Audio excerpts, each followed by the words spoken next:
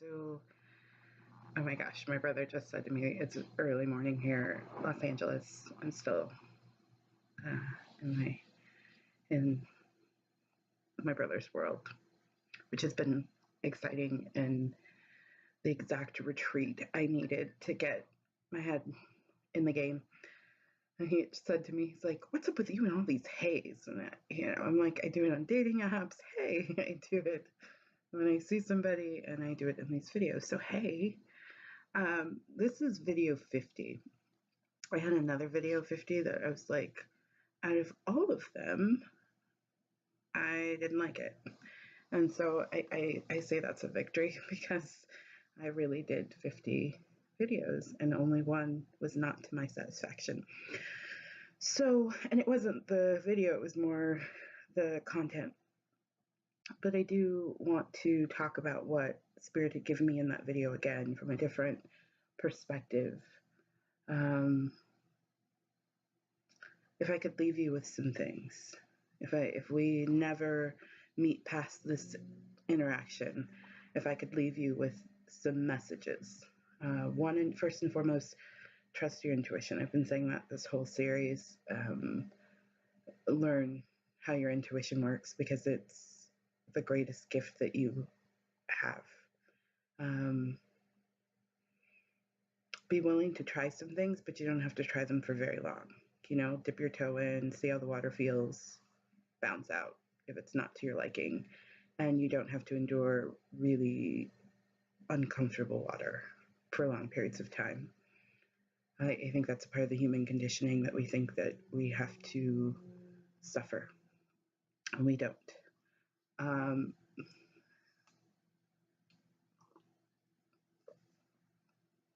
Be who you are, right? What are you into? What lights you up? Do the work to figure out what that is, and then live in accordance to that. I think that is so key. Do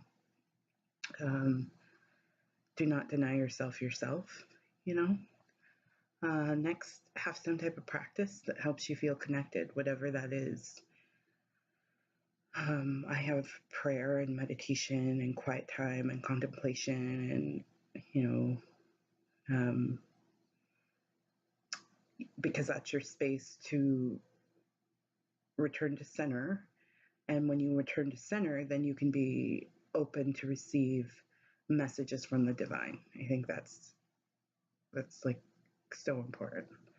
And trust what you know, like I was in a situation this weekend, and I will say, if you live in the Los Angeles area, dating is really fun. So that is my tip, ladies.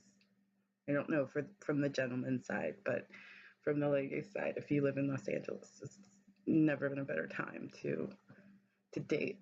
So I was on this date, and the man I was with, I just kept sensing, I'm like, he's saying all the right things, and he seems to be lit up, and but it was like underneath, like I wasn't vibing. Like, if I could tell you, like, he would be my ideal dude, and educated, literature, beard, hipster classes,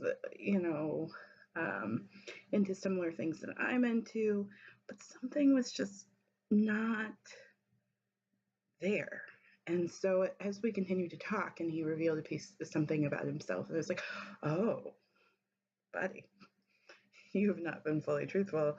And not that he was telling me a mistruth, it was something within him, and I could see it because of the work that I do.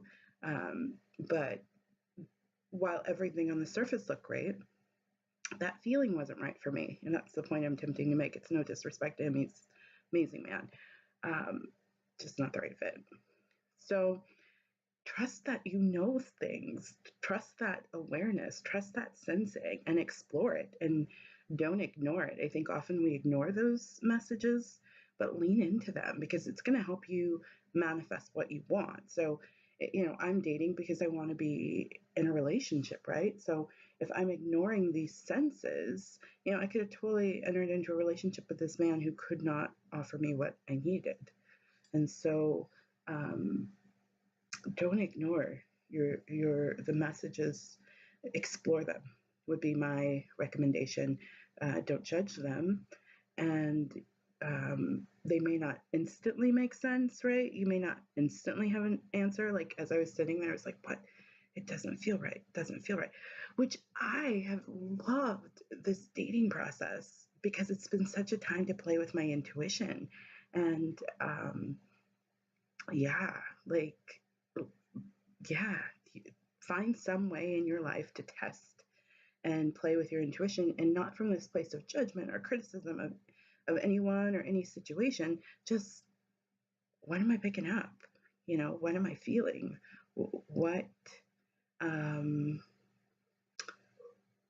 what do I need to know? And from that place, you'll be amazed by what shows up. And your self-confidence is your power. And your self-confidence is not born from any place other than within you. And the minute that you decide that you're going to accept yourself on some level, then the universe will bring you situations that help you better accept and appreciate who you are. So know that self-confidence doesn't have to be a journey on your own, but when you flip into it, Spirit's going to support you in that process. They're going to show you, like, yeah, this is why you're so awesome. And that acknowledging your greatness is not arrogance, and it's not a lack of humility. It's just good old-fashioned self-love, self-value, self-worth, self-deserving. Why not, right? And all the answers are within you. Look to the areas of your life that are working really well, and see if you can apply the essence of whatever you're doing in that to an area of your life where you might be struggling to manifest what you want. So, dating right now is really fun and easy to me. And I'm really working, like, how can I take that attitude to money or business or creativity, right? That lightness, like, it's all going to be good. There's no lack. There's an abundance of men out there. There's an abundance of money. There's an abundance of creativity. There's an abundance of time. And just keep switching back into that mindset of it's all good, right? So if you're really great at cash flow and earning well, look at what led you into that and see if you can apply that to your dating life if that's an area that you've been struggling in. Or wellness, right? Maybe you need to make peace with your body. Maybe you have tons of peace around business and how to create a result financially, but you don't have a lot of peace around your body. See if you can apply that same peace to your body. And experiment. Experiment with the experience of self-acceptance. Experiment with the experience of feeling good, because that's why we're here. So that's the last thing that I will leave you with in this series. Feel good. That is your divine power, is feeling good. You don't have to feel bad. Yes, will there be things that come up that will maybe shake you to your core? Absolutely. But even in the worst, I find that when I'm tapped in and tuned in, tapped, when I'm connected, that's probably the best way for me to say it. When I'm connected, even in the most difficult situations, I feel good and I can handle them. And when I am not tuned in and I'm not in a place of centeredness, oh my God, it just sucks. So find that for yourself. There are many processes to get you there. Spiritual practice helps. Self-work helps. Love and compassion always help. And trust trust yourself, trust all the answers are within you, and trust the divine. I promise you, the universe is really on your side. I know sometimes life can knock us off our platforms, and we forget that being knocked off our platform may be the only way to get our attention. And it took the universe a lot of time to decide to finally do that, because they've been trying to get our attention. But you don't always have to be knocked off your platform to change and grow. Sometimes, oftentimes, us humans, we have to do it that way. And so just be willing to say, I'm okay. I'm okay. We're good. We're good. What's next? I'm open and receptive. I'm open and receptive. And be kind to yourself in your mind. Gentle words, gentle words. You'll figure it out. Always. Thank you. Thank you for hanging out for this series. And you're amazing. You're absolutely amazing, just as you are. Take care.